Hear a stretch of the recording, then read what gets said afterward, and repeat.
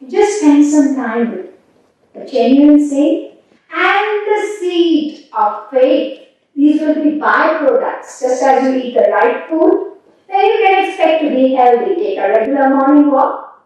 It's byproducts, good health. But with the saints, you can be more sure. Faith, love, all these will be a byproduct of just associating with them. I've experienced this a lot of times in my own life. People who have come for the sake of arguing because someone or the other in the family is spiritually inclined. Most often people don't know that our past impressions are responsible for the impact of the spiritual wisdom. And it's different on each person. All of you sitting over here, you will be receiving what I'm saying to different degrees and impact. So, I'll tell you about an amusing episode in the lifetime of my spiritual master. It's very, very long back. He was staying in Mathura district, Uttar Pradesh, at the house of a judge. This man had great devotion for Maharaj, had learned a lot from him in terms of spiritual wisdom, but his own brother was an atheist. Not only an atheist, he would always be negative about any saint, whosoever it was. So one fine day, his brother happened to come to this judge's house, and when he saw my spiritual master over there, he was very angry.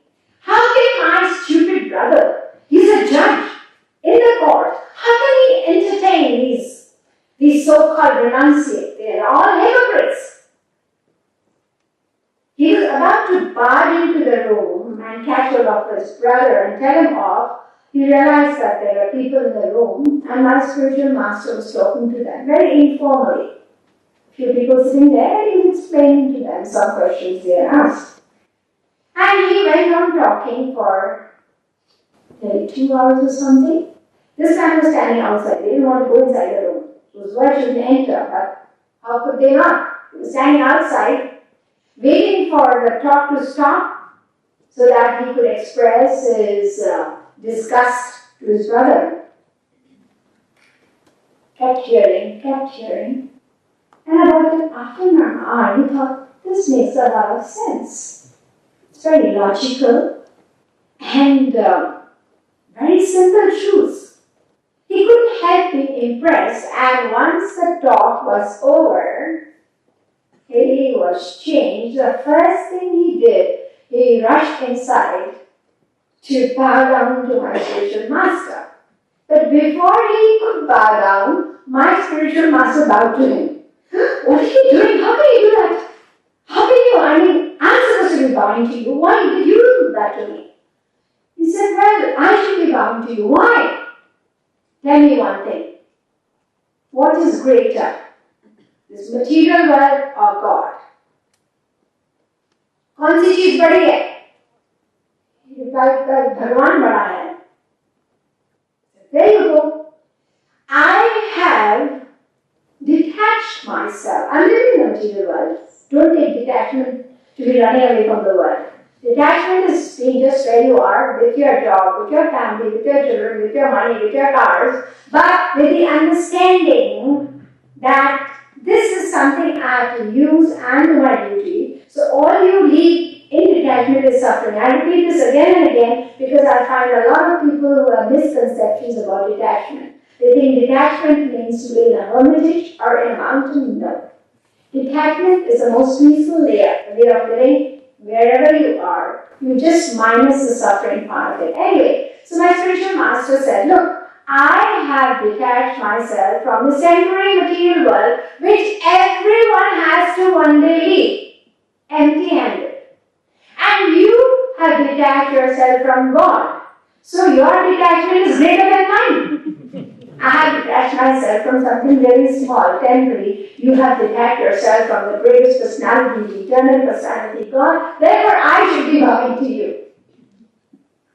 So this is how they are able to convey those beautiful truths. Just by such a simple example, we realize what is that choosing. So therefore, towards the conclusion of this talk on the miracle of faith, I want to give you one more important tip if you want to remain in faith, and that is always count your blessings and your faith will be revitalized. You always have a list of complaints. You didn't give me that, you didn't do that for me. But if you consider your blessings, can you see? You're not blind, are you? No. Can you hear? Are you deaf? No, I can hear. Are you crippled? No, I can walk properly. There are so many things that we can thank the Lord for. I remember the beautiful words of Mr. Eckhart, a philosopher and saint. He said, if the only prayer you ever have is a thank you, it's more than enough. You don't need to say anything more. So anyway, whatever I have shared with you in these last 2 days, this requires maintenance. By maintenance, I mean you need to devote a little time to revising and putting into practice. Just a couple of minutes, a couple of times a day. That's all. Just maybe a few seconds to remember, I am not alone, He is with me, He is watching me. Just for a few seconds, maybe every 2 hours, not more than that. But this reminder should be there, and I promise you, you will see a big change. I don't say that you don't have faith, but we have to reach that state of unwavering faith, and this practice will definitely, I promise you, that it will help you to one day attain that supreme goal which we have been yearning for since time immemorial. So I thank all of you for coming here. You don't need to thank me. Why? Because I derive a lot of joy and pleasure in sharing these wonderful words of wisdom which I have been graced with. So by sharing them, I know it pleases the Lord. Even if it can help even one of you over here, I know my job is done, but I hope that more of you will remember these and maintain them. That's very important. We will definitely meet again. As I said, we must meet and promote our faith further. That creates more faith, and I'm sure we will do that in the time to come. Devi Sarkar ki Jai. Shrimad Sadguru Sarkar